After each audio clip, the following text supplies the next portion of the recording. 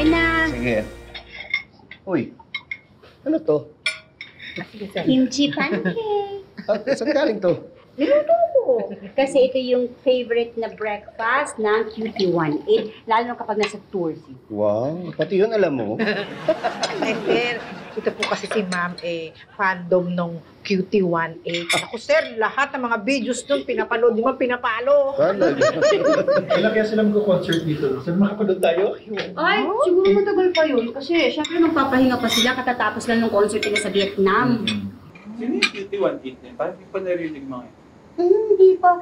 Huli ka sa uso kasi. Sikat yun. Nakita niyo na ba yung wallpaper ni nanay sa lahat ng gadgets niya? Puro QT18! Pero hindi lahat ng member ang gusto ko. Siyempre si Suya lang. Ay, ma'am, sino po yun? Ha? Isuya. Siya si Candy, pero ang totoong pangalan niya, Isuya. Siya yung bias ko. Hindi pala. Grabe, pati totoong pangalan, alam niyo. Oo, surname niya Yi or Lee, tapos pangalan niya Suya.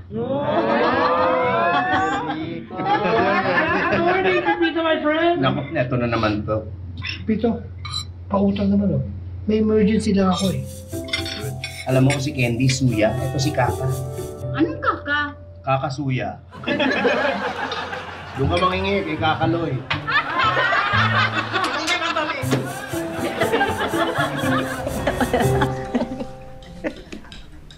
Uy, ano sa ikikwentuhan niyo? Yung highway to my heart! Ano yun? Bago kay drama yun, akala. Ang ganda, nakaka-addict ka. Diyos ko kayo, hindi kayo nasasawa sa mga K-drama na yan. Pare-pareho lang ang mga kwento. Di ba? Hindi kaya, Hindi. May kakilala akong addict din sa ganyan eh.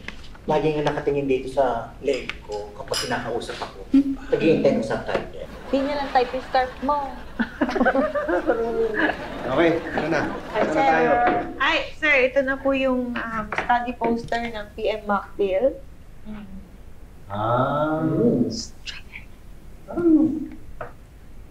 Parang may kulang ano. Parang maganda kung may picture din ng endorser. Sa akin, di ba? Pwede ba tayo kumuha ng endorser? Artista ba yan, Paige? Oh, how about the K-pop artist? Oo nga. Oo, pwede. Pwede ba natin kunin yung mga K-pop na yan? Kasi si Elsa, naku, addict na addict dun sa ano. Sino yan? QT18? Kilala niyo ba yun? Pwede bang kunin yun? QT18. Ah, QT1. Ay, bago ba yan? Hindi ko pa siya masyadong naririnig eh. Pero, teka lang. Tere, kilala mo yun? parang, pero hindi pa ako sure Well, kilala naman yung QT18 dito sa Southeast Asia, pero they haven't made a name for themselves globally. Ay, eto, tinan nyo, someone uploaded a photo of one of their members in the airport in Manila.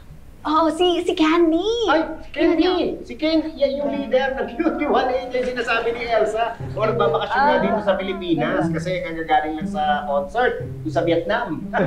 Eh, napapagalata ka. Ikaw yata tagahanga yan. Ano, kumusta yan? Pwede ba natin kusapin? Sige sir. I-try natin. Try ko po. Sure ba talaga kayo, sir, na gusto niyong kunin niya? Kasi ang alam ko, papalakas na yung mga Koreano yan eh. Di ba? Isa lang naman ang alam ko, papalipas na. Ano? Yung scarf mo. Kita mo na yung kumano. Naku, ang dami ko. Bumili ka na sa akin. Kung may mga pictures ako, papakita ko sa iyo. Gano'n? Oo, eto. Ang saan? Sige pa!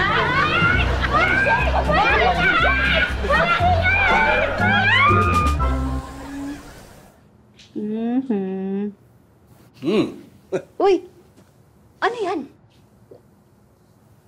Buko juice. Nagaanan ko si Jomar dyan sa may labasan. Nangyari dyan? Ewan ko, naglalambing. Ay, pingi pong pera. Bibili po akong ice coffee. Yan naman pala eh. Iced coffee na naman. Kaiinom mo lang kanina eh. Gusto ko po ng drink eh. Ano ka na lang? Magbuko juice ka na lang. Papabili kita kay Robert. Ayun na lang pala. Tapos magluluto ako ng turon para bagay na merienda ko. Ay, thank you po, thank you po. Ay, may good news nga pala ako sa'yo. May bagong produkto ang PM eh. Naghahanap kami ng endorser. balita ko, nandito raw sa Pilipinas si Candy.